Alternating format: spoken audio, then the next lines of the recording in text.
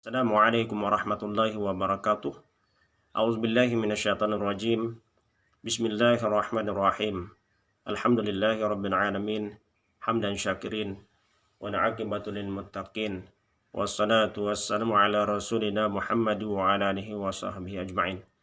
Yang dihormati Ustaz Saiful Muharram bin Muhammad Tahrir, penulung pengarakanan unit Kafah Jakim Cawangan Sabah, dan seterusnya yang dikasihi rekan-rekan penyelia seluruh negeri Sabah. Rekan-rekan sekalian, bertemu lagi kita untuk berkongsi sedikit tazkirah pada hari ini. Agama Islam menganjurkan umatnya supaya memiliki akhlak yang baik. Akhlak mulia berteraskan amalan adab yang baik dalam kehidupan seharian. Pembinaan akhlak itu sangat penting karena sesuatu bangsa atau negara akan berjaya apabila warga negaranya terdiri dari orang yang berakhlak luhur. Adab merupakan satu tata cara atau garis panduan melakukan sesuatu.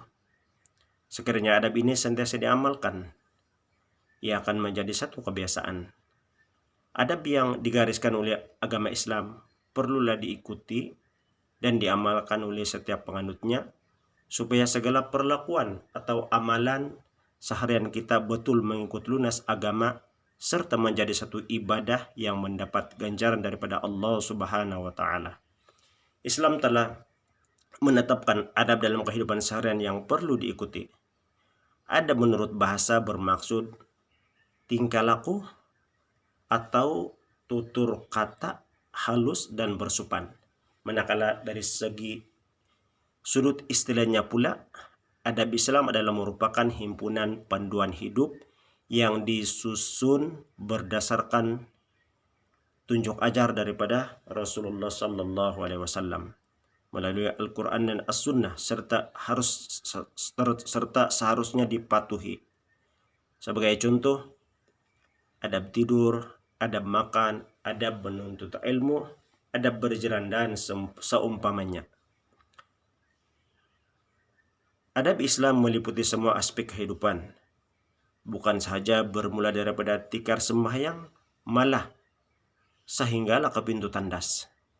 Tidak terdapat pada agama lain yang mempunyai keterperincian hidup sebagaimana terperincinya agama Islam. Justru itu, agama Islam dikenali sebagai Islam is way of life. Islam adalah satu cara hidup. Adab tersebut pada hakikat sebenarnya adalah merupakan petunjuk dari Allah Subhanahu wa taala kepada makhluk ciptaannya. Dengan mengikuti petunjuk Allah, manusia akan mencapai nikmat hidup yang tinggi. Karena itulah Allah Subhanahu wa taala berfirman, A'udzubillahi minasyaitonirrajim. Al-yawma akmaltu lakum dinakum wa atmamtu alaikum ni'mati wa raditu lakum Islam madinah. Maksudnya, pada hari ini aku telah sempurnakan bagi kamu agama kamu dan aku telah cukupkan nikmatku kepada kamu. Dan aku telah ridha Islam itu menjadi agama kamu. Surah Al-Maidah ayat 3.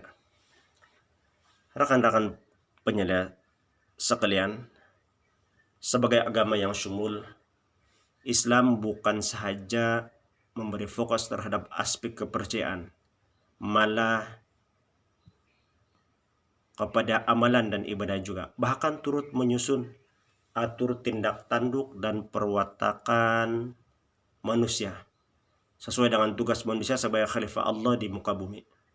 Islam meletakkan pelbagai panduan atau adab yang perlu diikuti oleh umat manusia. Adab tersebut adalah untuk apa? Yaitu untuk menjaga kesejahteraan dan kesempurnaan nikmat Allah terhadap umat manusia. Sekiranya manusia melanggar adab dan panduan yang digariskan oleh Islam, pastinya mereka akan berhadapan dengan masalah kesempitan dan kepincangan hidup. Rekan-rekan yang dikasihi sekalian, kita ambil contoh seperti sebuah kendaraan ataupun sebuah kereta yang dikeluarkan oleh kilang tertentu. Syarikat yang mengeluarkan kereta tersebut menyediakan panduan atau manual penjagaan dan pengendalian kereta tersebut. Ditetapkan kadar kekerapan penyelenggaraan, penggunaan minyak, kelajuan, muatan, dan bebanan yang munasabah, tahap isian angin di dalam tayar kereta, dan sebagainya. Setiap peraturan dan panduan yang diberikan mempunyai kepentingan tertentu. Semua panduan tersebut perlu dipatuhi bagi menjaga kestabilan dan keselamatan penggunaan kereta tersebut,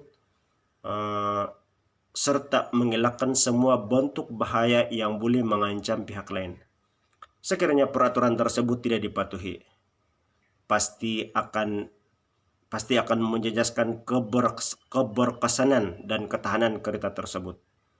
Bahkan boleh membahayakan penumpang dan pengguna jalan raya yang lain. Pihak serikat pengeluar yang bertanggung jawab mereka cipta kereta tersebut lebih mengetahui kelemahan dan keperluan kereta tersebut berbanding pengguna kereta itu sendiri. Sekiranya pengguna kereta mengikuti panduan yang diberikan oleh pengeluar kereta tersebut, pasti ia dapat meminimumkan kemungkinan berlaku kerusakan dan masalah yang dijangkakan berlaku. Rekan-rekan yang dikasihi sekalian, sebagai pengguna kereta, kita seharusnya mematuhi semua panduan yang diberikan, sekalipun tidak mengetahui kepentingan panduan tersebut. Begitu juga halnya dengan manusia yang dicipta oleh Allah Subhanahu wa Ta'ala. Setiap adab dan peraturan yang digariskan oleh syarak adalah untuk faidah dan kebaikan manusia itu sendiri. Allah sebagai pencipta manusia tahu tentang kelemahan dan keperluan manusia untuk mencapai kebahagiaan dan kesejahteraan hidup. Dengan mengikuti adab dan panduan syarak, insya Allah manusia akan terselamat daripada bala bencana dan ancaman yang boleh menjejaskan kebahagiaan hidup manusia. Bukan sahaja untuk keselamatan hidup di dunia, malah juga memastikan keselamatan hidup di akhirat kelak. Setakat itu saja perkongsian tazkirah pada kali ini. Semoga ada manfaat kita bersama, insyaallah. Sekian, assalamualaikum warahmatullahi wabarakatuh.